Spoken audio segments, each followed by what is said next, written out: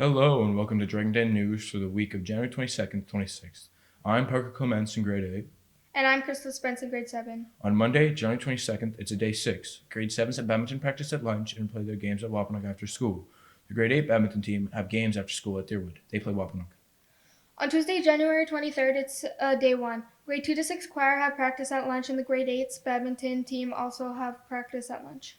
Wednesday, January 24th, is a day 2. During the lunch hour on Wednesday, the grade 7s have badminton practice. After school, the grade 8 badminton team will be playing at Deerwood, and the grade 7 team will be traveling to Wapanuk for their games. On Thursday, January 25th, it's a day 3.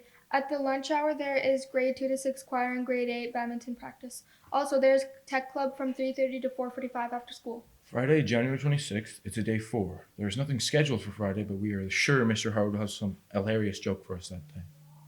We are so sad to announce that the gazebos in the schoolyard have been closed off for the remainder of this winter. The concrete inside them is very slippery and not safe. We hope they can fix them up and make them more safe in the spring. Please note that for the month of January, Tech Club will be Thursdays after school instead of Wednesdays.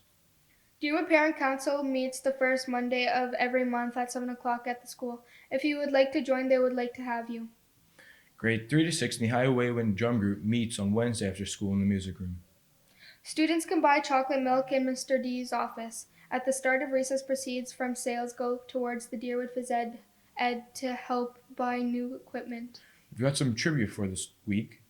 With Valentine's Day around the corner, we're incredibly excited to share that our own Mr. Lottie recently got engaged. We were very happy for him and his fiancée.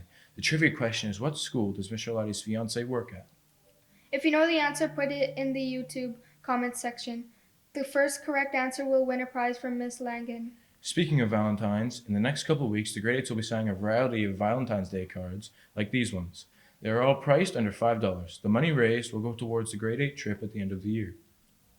That's all for this week, but we have a special feature this week. Our correspondent, Zach Reed, had a chat with Miss Jarvis and Quinn Broland about the sturgeon we have in the school. Check out the interview right here. Hi everyone, my name is Zach and I'm at the school library with Elise Gaveri from the Fisheries branch, as well as Quinn Bowen from Miss Lafferty's, grade 40 plus. They're going to tell us a bit about the staging fish we have at the school.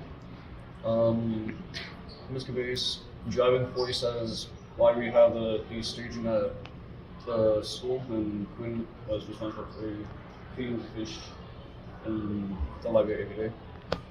So, Ms. Gaveri, how did we end up getting the staging in our school?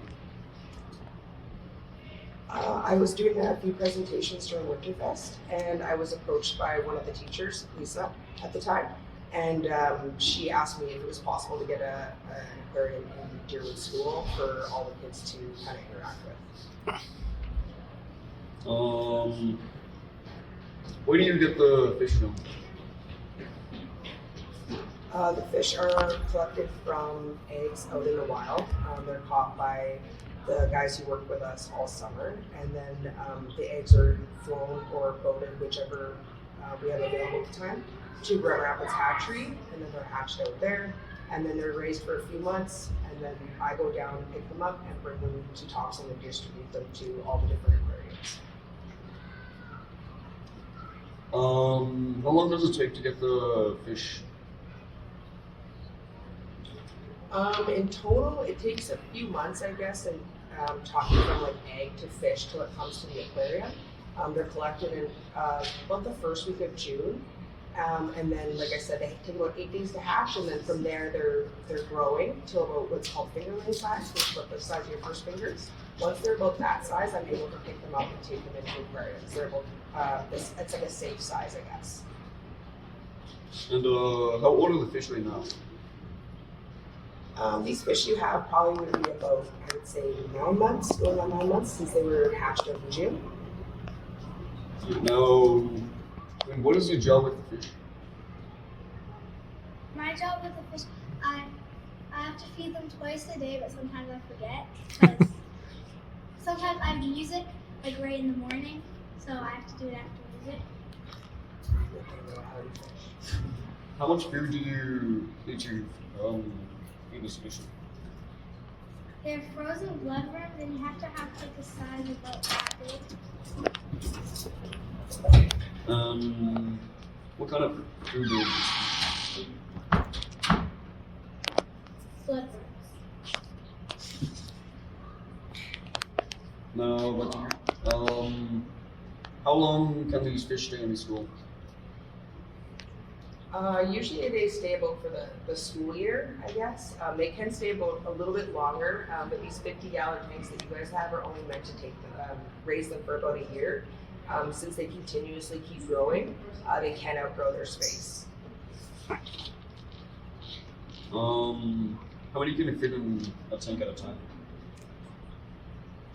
The max I like to do is 5, just because, like I said, they get a little overcrowded, and the food that she was talking about is very high in protein.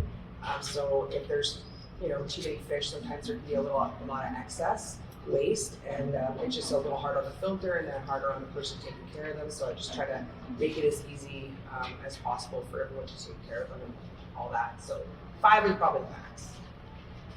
And what happens when they get too big for the fish tank? Well, once they start to get, I guess, their bigger size, they start to get a little crowded, so they will try to jump out of the water. So at that point, we have to take them, start to tag them and mark them. I usually take a weight and a length, and then I usually put a tag in the back of their back that we can track them with. Not GPS tracking, but like say we catch them again, we can scan for that tag and track them. And then they're released at different locations in the Nelson River.